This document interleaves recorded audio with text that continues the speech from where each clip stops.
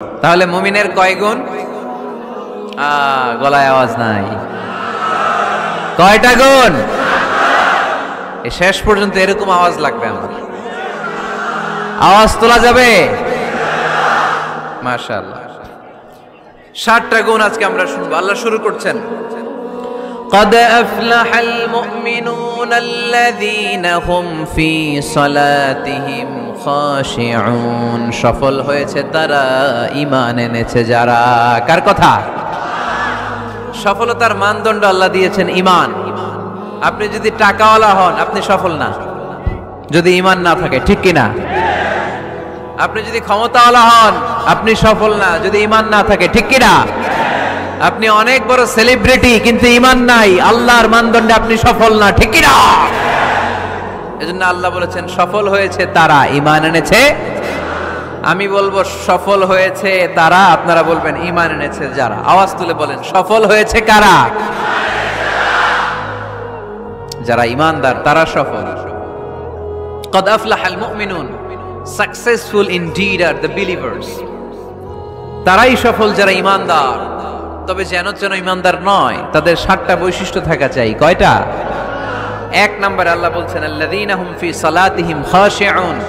তারা যখন সালাতে দাঁড়ায় দিন দুনিয়ার হুঁশ থাকে না, তারা ভীত সন্ত্রস্ত হয়ে আল্লাহর দিকে রুজু হয়ে সালাত আদায় করে। নামাজে যখন দাঁড়াবো দুনিয়ার কোনো হুঁশ জ্ঞান আমাদের থাকতে পারবে? আমাদের হুঁশ থাকবে একদিকে, তিনি কে?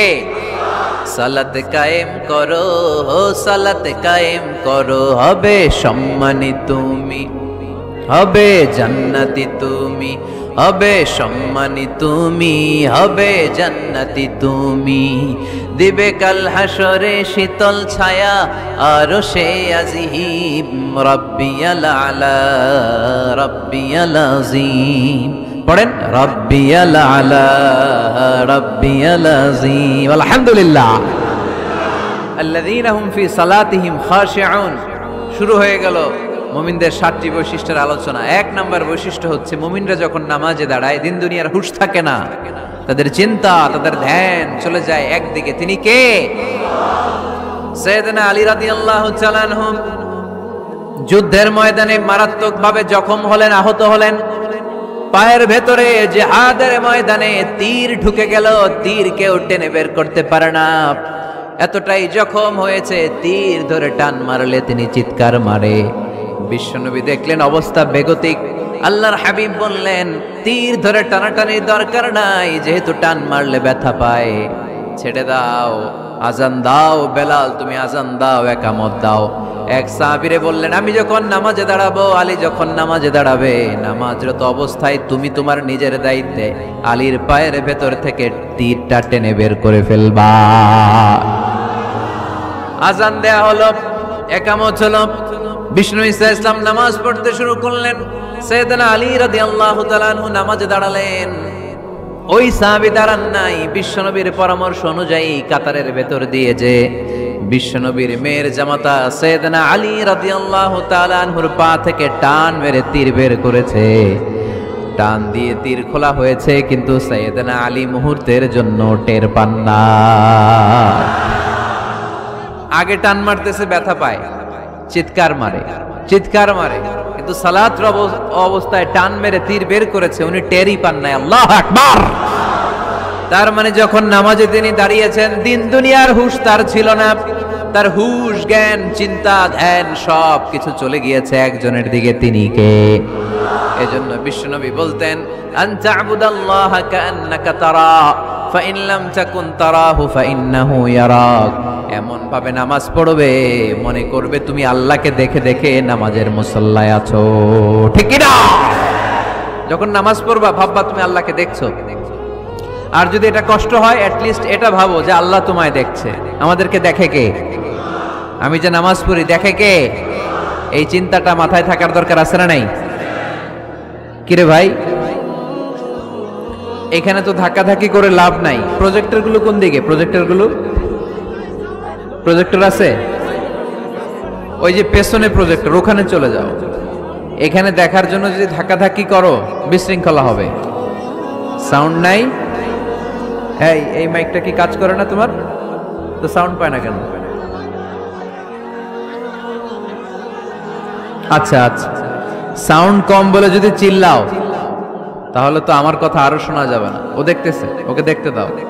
এত বড় গ্যাদারিং এ এইদিকে সমস্যা হবে, ওদিকে তার ছিঁড়ে যাবে, ওদিকে সাউন্ড বক্স নষ্ট হয়ে যাবে, এটা খুব স্বাভাবিক। তোমাদের সহযোগিতা লাগবে, তা না হলে তো একটু পর পর আলোচনার মাঝখানে ব্রেক দিলে আলোচনা করা যাবে না। লক্ষ লক্ষ লোকের সমাগম, এখানে কিছু সমস্যা হবেই, এগুলো মেনে নিয়েই আমাদেরকে বসে থাকতে হবে, ঠিক কিনা? মাইক অপারেটর, লাস্ট চান্স দিলাম তোমার, এটা ঠিক করো তাড়াতাড়ি। এ তোমার মাইকের কারণে অনেকবার ব্রেক হয়েছে আমার আলোচনা। হয়েছে, একটা ছেলে কথা বলবো না এখানে। এই ছেলে চুপ, ইয়েলো জ্যাকেট চুপ, কথা নাই, চুপচাপ দাঁড়ায় থাকো। এদিকে তাকান। আন তা'বুদাল্লাহা কাআন্নাকা তারা ফাইন লাম তাকুন তারাহু ফাইন্নাহু ইয়ারাক। এমন ভাবে নামাজ পড়ো, এটা চিন্তা করো যে আল্লাহ তোমায় দেখছে। আল্লাহ ইজ ওয়াচিং মি, তাই না? আল্লাহ ইজ অবজার্ভিং মি, আমার আল্লাহ আমাকে দেখছে। এই চিন্তা করে যদি নামাজ পড়েন, খুশু খুদু বাড়ায় দিবে কে? এক সাহাবী নামাজে পড়তেছে, দাড়িও টানতেছে, এরকম নামাজে পড়ে দাড়িও টানে, এরকম আল্লাহর ওলি আছে না নাই? নারায়ণগঞ্জে নাই? হ্যাঁ আছে। নামাজ পড়া অবস্থায় বারবার চুলকানো যাবে, দাড়ি টানা যাবে, শুধু মোবাইলে SMS লেখা যাবে? যাবে না, এগুলো করবেন না। নজরটা থাকবে সেজদার দিকে। কোন দিকে? সবাই বলেন, মনে থাকবে এটা। এগুলো message, very sensitive and important message, এগুলো নিয়ে যান বাড়িতে। সালাতে মন বসে না, কারণ নজর ছোটাছুটি করে এইদিকে এইদিকে এইদিকে। নামাজে দাঁড়াইছে, জানলা খোলা, জানলার দিকে তাকায় আছে। আল্লাহর ওলি আছে না নাই?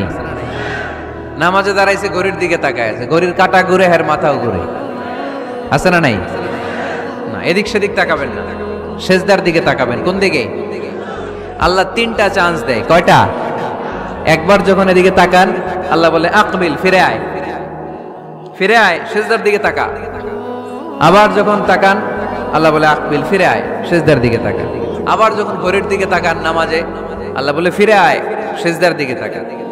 তিনবারের পরে যখন আবার অন্যদিকে নজর করেন, আল্লাহ বলে লা হাজাতা লি ইলা সালাতিক, তোর এই নামাজের দরকার আমার নাই।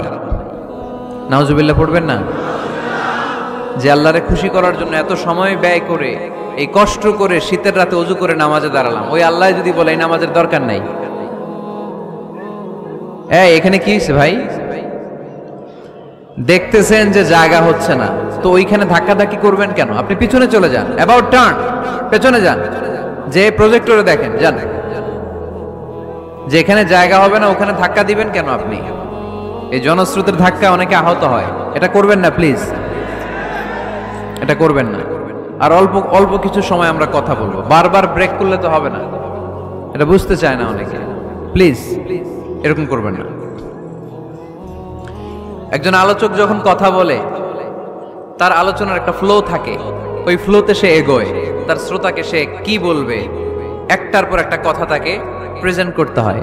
একটু পরে যদি দেখে হুজুর মাইক নাই, ওদিকে কয় আওয়াজ নাই, আরেকজন কয় আমি নাই, কিছুক্ষণ পরে দেখা যাবে আমিও নাই, আমিও চলে যাব। তো এগুলো করো না, আর অল্প কয়েক মিনিট। তো নামাজে নজরটা থাকবে কোন দিকে? অনেকে এগুলো করে, অনেক মুরব্বী বাবারাও করে, আমি দেখেছি।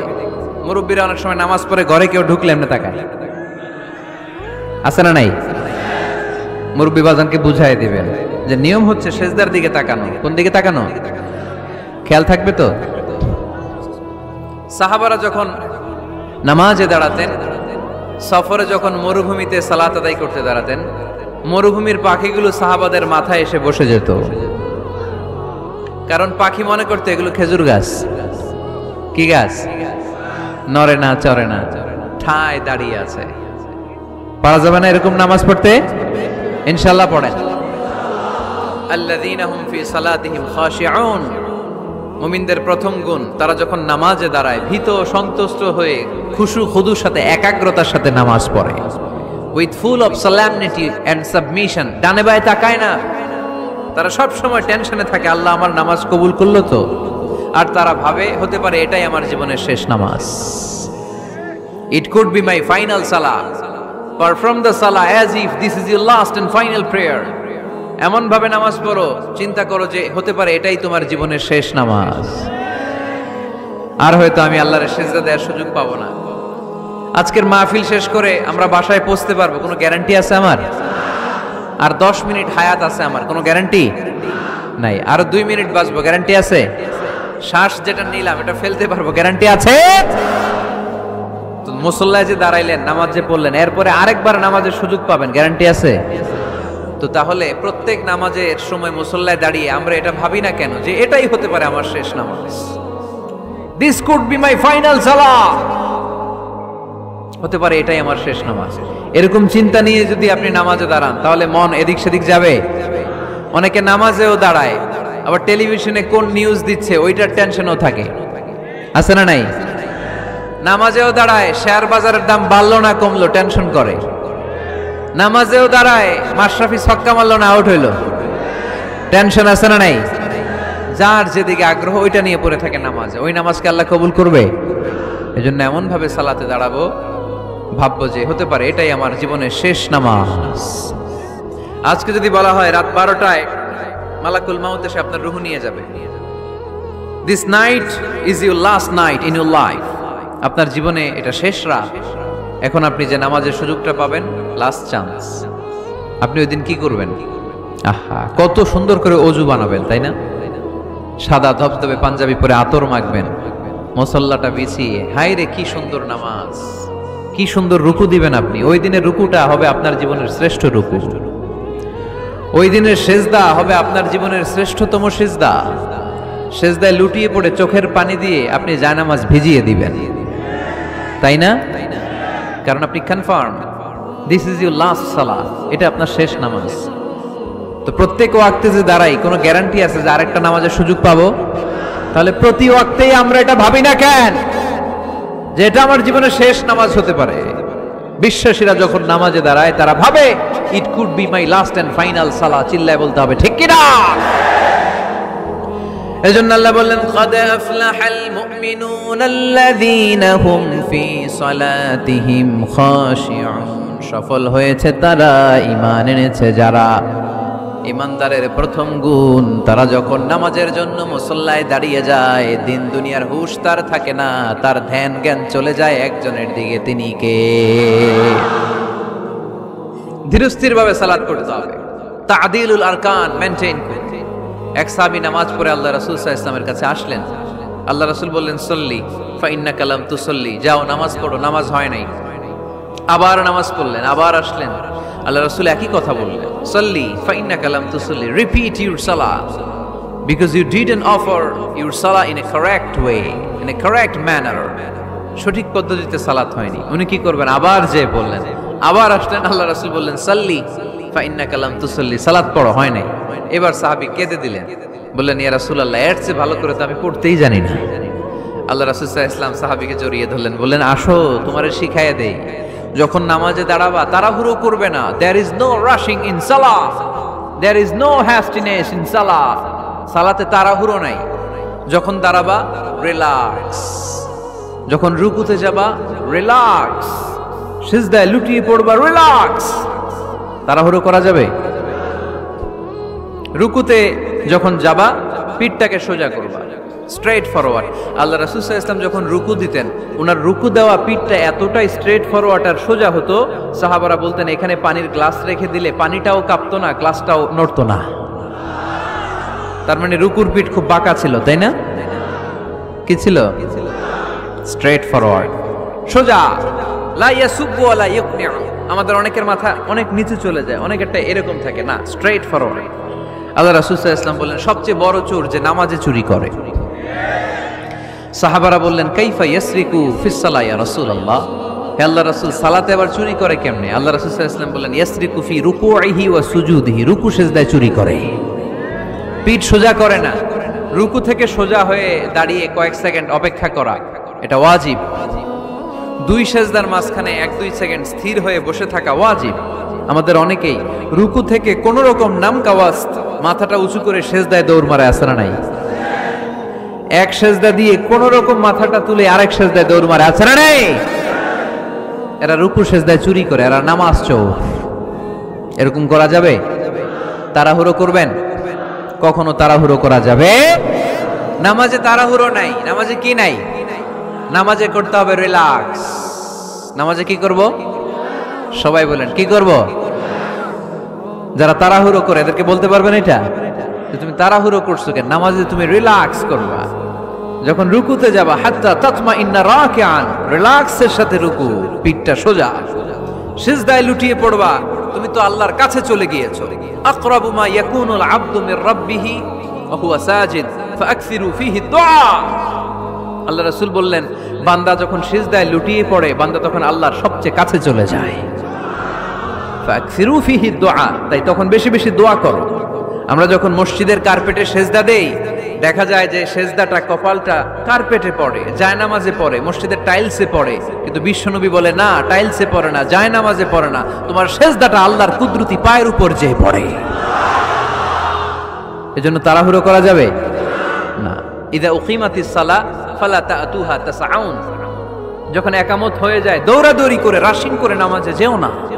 ওয়া আতুহা তামশুন, রিল্যাক্সের সাথে যাও। ফামা আদরাকতুম ফাসাল্লু, যে যতটুকু পাও ইমাম সাহেবের সাথে পড়ো। দেরি হয়ে গেলে ওমা ফাতাকুম ফাআতিমু, যেটা ছুটে গেছে একা একা পড়ো। 4 রাকাত পেয়েছি 2 রাকাত, বাকি 2 রাকাত একা একা পড়ার সুযোগ আছে না নাই? তো তাড়াহুড়ো করেন কেন আপনারা? আর তাড়াহুড়ো করবেন? অনেকে ওযুখানায় তাড়াহুড়ো করে। মাগরিবের নামাজ ইমাম সাহেব শুরু করছে, ওয়াদ-দুহা ওয়াল লাইলি ইযা সাজা, সবার মুখস্থ আছে না নাই? তো উনি তখন হাত ধুইতেছে, এখনো মাথা মাসে আর পা ধোয়া বাকি। উনি হিসাব মিলাই ফেলছে, তাড়াহুড়ো করে দৌড় দিতে হবে, তা না হলে রাকাত পাওয়া যাবে না। মসজিদের টাইলস ছিল পিছলা, উল্টায় পড়ছে, লুঙ্গি একদিকে মুসল্লি আর একদিকে। এরকম আছে না নাই? আমাদের এলাকায় একজন এরকম দৌড় মেরে পা ভেঙে ফেলছে, উল্টায় পড়ে, লুঙ্গি একদিকে ও আরেকদিকে। এরকম করবেন আর? মনে রাখতে হবে, এই মাহফিলগুলোতে এসে শুধু স্লোগান সর্বস্ব মাহফিল দিলে হবে না। যা শুনবো, নিজে মানবো, সমাজটাকে পরিবর্তন করে দিব আমরা। আমাদের দিকে চেয়ে আছে বাংলাদেশ, ঠিক কি না? আমাদের হাতেই সব। আমরা চাইলে একটা শক্ত সিদ্ধান্ত নিলে আমরা বাংলাদেশকে চেঞ্জ করে দিতে পারি, ঠিক কি না? এখানে বসে আছে আগামীর প্রধানমন্ত্রী, এখানে বসে আছে আগামীর নারায়ণগঞ্জের এমপি, এখানে বসে আছে আগামী দিনের এই থানার চেয়ারম্যান, ঠিক কি না? আমরা যদি ঠিক হয়ে যাই, ঠিক থাকবে বাংলাদেশ। আমরা উল্টে গেলে পথ হারাবে বাংলাদেশ। এজন্য সালাতে যেন আমরা তাড়াহুড়ো না করি, ধীরস্থির ভাবে যেন সালাত পড়ি। মনে থাকবে সবার, সালাতে আমরা রিল্যাক্স করব। কি করব? তাহলে মুমিন বান্দাদের 1 নাম্বার গুণ, আল্লাযীনা হুম ফি সালাতিহিম খাশিউন। মুমিনরা যখন নামাজে দাঁড়ায় তারা তাড়াহুড়ো করে না, তারা ধীরস্থির ভাবে সালাত আদায় করে। রাজি আছে তো সবাই? আল্লাহ তুমি কবুল করো। তাহলে 1 নাম্বার পয়েন্ট সবার কাছে ক্লিয়ার? আচ্ছা, 2 নাম্বার আল্লাহ বললেন ওয়াল্লাযীনা হুম আনিল লাগবি মুরিদুন। মুমিন বান্দাদের 2 নাম্বার বৈশিষ্ট্য, তারা অনর্থক কাজ থেকে মুখ ফিরিয়ে নেয়। তাই না? এখানে অনর্থক কাজ গেলে আমার সওয়াব নেই, আরো গুনাহ হবে, যাব আমি? এখানে এমন কাজ গেলে আমার আমল নষ্ট হবে, যাব আমি? ওয়াল্লাযীনা হুম আনিল লাগবি মুরিদুন। মুমিন বান্দার 2 নাম্বার গুণ, মুমিন বান্দা কখনো কোনো অনর্থক কাজের দিকে যায় না। যেই জায়গায় গেলে সওয়াব হয়, মানবতার কল্যাণ হয়, সব সময় মুমিনকে ওই জায়গায় পাওয়া যায়। ওয়াল্লাযীনা হুম আনিল লাগবি মুরিদুন। অনর্থক কাজ করব না, যেটাই করব এটা যেন অর্থবোধক হয়, এটা যেন আমার কাজে লাগে, 10-এর কাজে লাগে। এরকম কাজ করার দরকার আছে না নাই? মিন হুসনি ইসলামিল মারই তারকুহু মা লা ইয়ানিহি। আল্লাহ রাসূল সাল্লাল্লাহু আলাইহি ওয়াসাল্লাম বললেন, ব্যক্তির ইসলামের সৌন্দর্যের মধ্য থেকে একটা বড় সৌন্দর্য হচ্ছে ব্যক্তি অনর্থক কোনো কাজ করবে না। কারণ মুমিন খুব ভালো করে জানে, যাই করে ভিডিও ক্যামেরা দিয়ে, ক্যামেরা করে কে? আপনারা কি মনে করছেন যে আজকের যে মিডিয়ার ভাইরা আসছে ওদের কাছেই ক্যামেরা? ফেরেশতাদের কাছে ক্যামেরা নাই? আছে না নাই? এজন্য আল্লাহ সূরা ইয়াসিনে বললেন, ওয়া কুল্লা শাইইন আহসাইনাহু ফি ইমামিম মুবিন। দুনিয়াতে তোমরা যা করো, যেখানে যাও, যে কাজের সাথেই সম্পৃক্ত হও না, তোমাদের সব কাজগুলোকে ইমাম মুবিন নামক ভিডিও ক্যামকর্ডার দিয়ে ধারণ করে কে? আবার মুমিন জানে, মা ইয়ালফিযু মিন কাওলিন ইল্লা লাদাইহি রাকীবুন আতীদ। মুমিন জানে মুখ দিয়ে আমি যা বলি, যে বাক্যই উচ্চারণ করি, যে শব্দ উচ্চারণ করি, ফেসবুকের কমেন্টস বক্সে যেই কমেন্টস আমি টাইপ করি, এই সবগুলো দেখে কে? রাকিবুন আতীদ নামে দুইজন ফেরেশতা আছে, সব কিছু নোট করে নেয়, ঠিক কিনা? মুখে যা বলবো এটাও অর্থবহ হইতে হবে, যা লিখবো তাও অর্থবোধক হইতে হবে, ঠিক কিনা? এখন তো বলার চেয়ে আমরা টাইপ করি বেশি। ফেসবুকে কমেন্টস অপশন আছে না নাই? আহা, ইচ্ছা মতো কমেন্টস করে, কমেন্টসের ফুলঝুরি, গালি গালা সব মাগনা, আছে না নাই? নারায়ণগঞ্জের ছেলেরা অবশ্য এগুলো করে না, এখানকার ছেলেরা ভালো, অনেক দেখেই বোঝা যাচ্ছে খুব শান্তশিষ্ট। কমেন্টেও আমি কি লিখলাম এ ব্যাপারেও হিসাব চাইবে কে? কান দিয়ে আমি কি শুনি হিসাব চাইবে কে? চোখ দিয়ে কি দেখি হিসাব চাইবে কে? এজন্য যা মন চায় চোখ দিয়ে দেখা যাবে, যা মনে চায় মুমিন কান দিয়ে শুনতে পারে। যেন কানে শুনি সদা তোমার কালাম, হে খোদা চোখে যেন দেখি শুধু কোরআনের আয়াত, শোনো আমারে মুনাজাত। পড়েন, শোনো শোনো ইয়া ইলাহি আমারে মুনাজাত, শোনো আমারে মুনাজাত। পড়ি আমিন। এজন্য মুমিন বান্দার 2 নাম্বার গুণ, ওয়াল্লাযীনা হুম আনিল লাগবি মুরিদুন। অনর্থক কাজে আমরা যাব না। যাব? তোমরা যুবকরা মিলে অনেক কিছু করতে পারো, ব্লাড ক্যাম্পেইন করতে পারো, রক্ত দেওয়ার মাধ্যমে জীবন বাঁচানো যায়, ঠিক কিনা? তোমরা যুবক ছেলেরা মিলে বৃক্ষ রোপণ কর্মসূচি করতে পারো, তোমরা যুবক ছেলেরা মিলে পরিচ্ছন্নতা অভিযান চালাতে পারো এলাকায়। তোমরা চাইলে সবাই মিলে দাঁড়িয়ে সমাজ থেকে ইফটিজিংকে তাড়াতে পারো। তোমরা চাইলে সমাজ থেকে যৌতুকের মতো মরণ ব্যাধিকে ঝাড়ু পেটা করে বিদায় করতে পারো। তোমরা চাইলে আগামীর বাংলাদেশকে সোজা পথে উঠিয়ে দিতে পারো। ওয়াল্লাযীনা হুম আনিল লাগবি মুরিদুন। মুমিনরা আজে বাজে কাজে যায় না, যে কাজে গেলে নিজের কল্যাণ, দেশের কল্যাণ, দশের কল্যাণ, মুমিন ওই কাজ করে, ঠিক কিনা? তাহলে অনর্থক কোনো কাজে আমরা যাব যেটাতে সওয়াব নাই, যেটাতে গুনাহ হয়, যেটাতে সবার অকল্যাণ, ওটাতে আমরা যাব? 2 নাম্বার গুণ, ওয়াল্লাযীনা হুম আনিল লাগবি মুরিদুন। অনর্থক কাজ দেখলে মুখ ফিরায় নিতে হবে, সালাম দিয়ে আমরা কেটে পড়ব। আর ভালো কাজে আমি সবার আগে, ভালো কাজে আমি।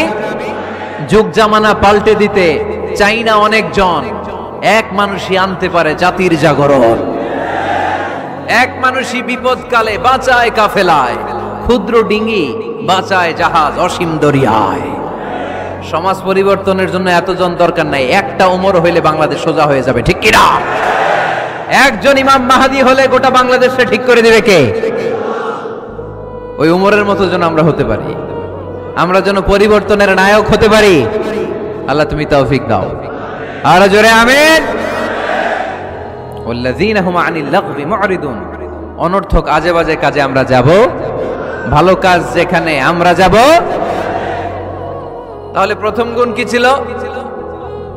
সালাতে খুশু খুদু, আল্লাহর ভয়, আল্লাহর চিন্তা নিয়ে সালাত পড়ে।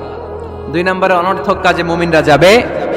3 নম্বরে আল্লাহ বললেন ওয়াল্লাযীনা হুম লিয-যাকাতি ফাঈলুন। আমার মুমিন বান্দাদেরকে আমি ধন সম্পদ দিয়ে যদি ধনী বানিয়ে দেই, ওই সম্পদ থেকে গরিবদের জন্য তারা দান করে। দে যাকাত, দে যাকাত, তোরা দে রে যাকাত, তোর দিল খুলবে পরে, আগে খুলু খা। দে যাকাত, দে যাকাত, তোরা দে রে যাকাত, ঠিক কি না? ওফি আমওয়ালিহিম হাক্কুন লিসাইলি ওয়াল মাহরুম। তোমার সম্পদে গরিব দুঃখীর অধিকার আছে। আমি যে যাকাত দেই, এটা আমি কিন্তু করুণা করি না, বরং ও যাকাত নিয়ে ও আমারে করুণা করে। কথা বুঝতে পেরেছেন? আমি যাকাত দেওয়াটা আমার উপর ফরজ, কিন্তু যে গরিব ওর জন্য কি যাকাত নেওয়া ফরজ? ওর ঘরে টাকা নাই, ও বললে আমি রোজা রাখবো কিন্তু যাকাতের টাকা নিব না, কোনো সমস্যা আছে? কিন্তু আমি যদি কই যাকাত দিব না, সমস্যা আছে না নাই? তাহলে আমি করুণা করি নাই, ও যে আমার থেকে যাকাতের প্যাকেটটা নিয়ে এই বিশাল ফরজ ইবাদত পালনে আমারে সহায়তা করলো, ও আমারে করুণা করেছে, ও এসে আমারে দয়া দেখিয়ে গিয়েছে, ঠিক কি না? অনেকে যাকাতের শাড়ি দেয়, লুঙ্গি দেয়, আবার মাইকে ঘোষণা দিয়ে দেয় অমুক দিন যাকাতের শাড়ি দেয়া হবে, লুঙ্গি দেয়া হবে। আহা, গরিব মানুষগুলো ধাক্কা ধাক্কি করে পদপৃষ্ঠ হয়ে মারা যায়। কিয়ামতের দিন মার্ডার কেসের আসামি করে তোরে আল্লাহ দাঁড় করাবে। তোমার কারণে এই মানুষগুলো মারা গিয়েছে, অব্যবস্থাপনার কারণে। এরকম নিউজ বাংলাদেশে আছে না নাই? জাকাতের শাড়ি বলে কোনো শাড়ি আছে? জাকাতের লুঙ্গি তলা, আরেকদিকে 5 তলা। এরকম চাই আমরা? না, আমরা চাই এদেশে কোনো দারিদ্রতা না থাক। নো পভার্টি ইন বাংলাদেশ, ঠিকই না? এসডিজি সাস্টেইনেবল ডেভেলপমেন্ট গোল আছে 17টা, এর মধ্যে একটা গোল হচ্ছে নো পভার্টি, কোনো দারিদ্রতা থাকতে পারবে না। এজন্য আমাদেরকে কাজ করে যেতে হবে। যারা সম্পদ জমায়, এই সম্পদগুলো কিয়ামতের দিন হবে সুজাআন আকরা, টেকো সাপ। পা থেকে পেঁচাতে পেঁচাতে কোমর, কোমর থেকে পেঁচাতে পেঁচাতে গলা, ছবল মারবে আর বলবে আনা মালুক আনা কানজুক, আমি তোর সম্পদ, আমি তোর ব্যাংক ব্যালেন্স। আমার না খাওয়ার জন্য জমাইছিলে, আজকে খা। খাইবেন ওই দিন? খাইবেন? ওই দিন সাপের এক একটা কামড়ে দেহটা 70 গজ জমিনের ভেতরে ঢুকে যাবে, ঠিক কি না? এজন্য ওয়াল্লাযীনা হুম লিযাকাতি ফাঈলুন, আমার বিশ্বাসী বান্দারা কৃপণ হয় না, আমার মুমিন বান্দারা কিপটা হয় না। তারা যখন সম্পদের মালিক হয়, আমার রাস্তায় তারা যাকাত দেয়, ঠিক কি না? দান করে, দিলে বাড়ায় দেয় কে? দিলে কমে কখনো? গোপনে দান করবেন, ওই গোপনে দানের সওয়াব বেশি। গোপনে দান করলে কিয়ামতের দিন আল্লাহ তাআলা আরশের নিচে আপনারা ছায়া দিয়ে দিবে। তাহলে 1 নাম্বার সালাত, 2 নাম্বার আজে বাজে কাজে আমরা নাই, 3 নম্বরে আমরা যাকাত দিব, 4 নম্বরে আল্লাহ বললেন ওয়াল্লাযীনা হুম লিফুরুজিহিম হাফিযুন, আমার মুমিন বান্দারা তাদের লজ্জাস্থানের হেফাজত করে। 4 নাম্বার। এটা কয় নাম্বার? এটা যুবকদের ওয়াজ। লজ্জাস্থানের, দে গার্ড देयर প্রাইভেট, লজ্জাস্থানের হেফাজত করতে হবে। আল্লাহ রাসূল সাল্লাল্লাহু আলাইহি ওয়াসাল্লাম বললেন মাইয়াদমান লি মা বাইনা লিহিয়াইহি ওয়া মা বাইনা রিজলাইহি আদমান লাহুল জান্নাহ। খুব জরুরি হাদিস, যুবক ভাইরা খেয়াল করে শোনো। যে ব্যক্তি 2টা অঙ্গের গ্যারান্টি, বিষ্ণু বললেন আমার যে উম্মত 2টা অঙ্গের গ্যারান্টি আমারে দেয়, আমি নবী তারে জান্নাতের গ্যারান্টি দেই।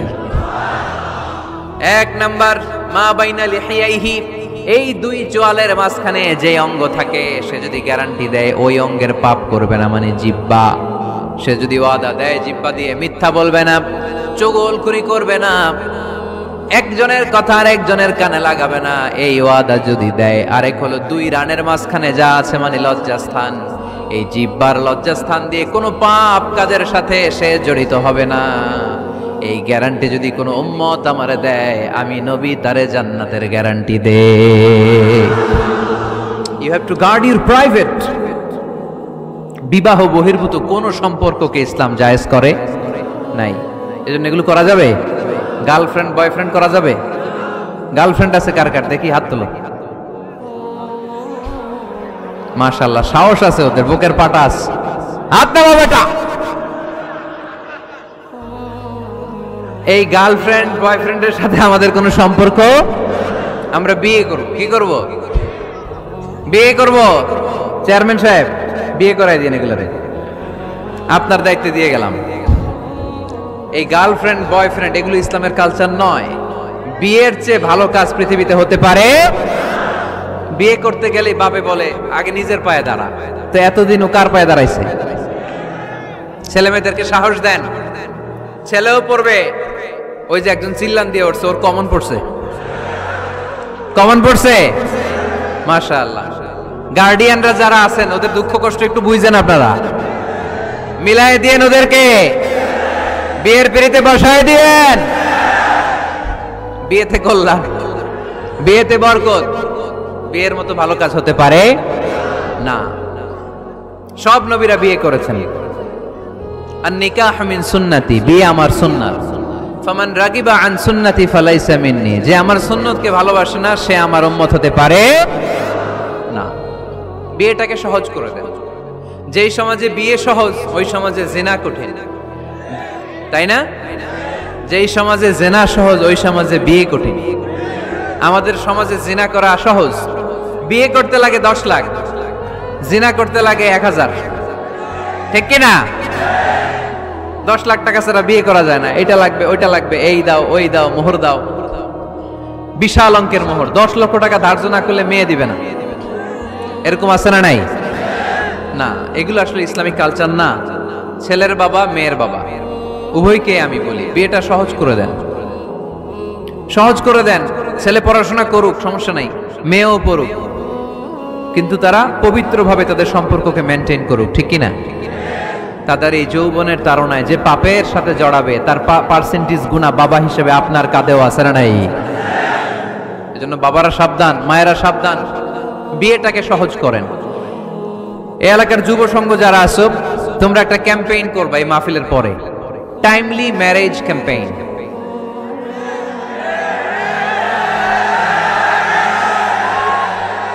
টাইমলি ম্যারেজ ক্যাম্পেইন, সময় মতো বিয়ে দিতে হবে, দেরি করা যাবে। বাপ মা বুঝে না, একজনকে হুজুর আব্বাই বুঝে না। গার্ডিয়ান যারা আছেন একটু সদয় হন। ওরা যে পাপের সাথে, পাপের রাস্তা যে ওরা চিনে যাচ্ছে, পাপের পথে যে জড়িয়ে যাচ্ছে, আল্লাহর সুপ্রিম কোর্টের কাঠগড়ায় আসামি করে আল্লাহ সেদিন আপনারে দাঁড় করাবে। আল্লাযীনা হুম লিফুরুজিহিম হাফিজুন, দে গার্ড देयर প্রাইভেটস। মুকদ্দমাতুল হারামে হারাম, এট এ গ্ল্যান্স। একটা নারীর দিকে চোখ পড়ে যাওয়া এটা হারাম না, কিন্তু এই চোখ পড়ার কারণে এটা জেনার দিকে নিয়ে যাবে, এজন্য এটাকেও হারাম করেছে কে? মুকদ্দমাতুল হারামে হারাম, এই নজরটা বড় খারাপ। আন-নাযার সাহামুন মাসমুমুন মিন সিহামি ইবলিস, এই নজর হচ্ছে শয়তানের বিষ মাখানো তীরের মধ্য থেকে একটা ভয়ঙ্কর তীর। এই তীর দিয়ে শয়তান যুবক আর যুবতীদেরকে কাবু করে ফেলে।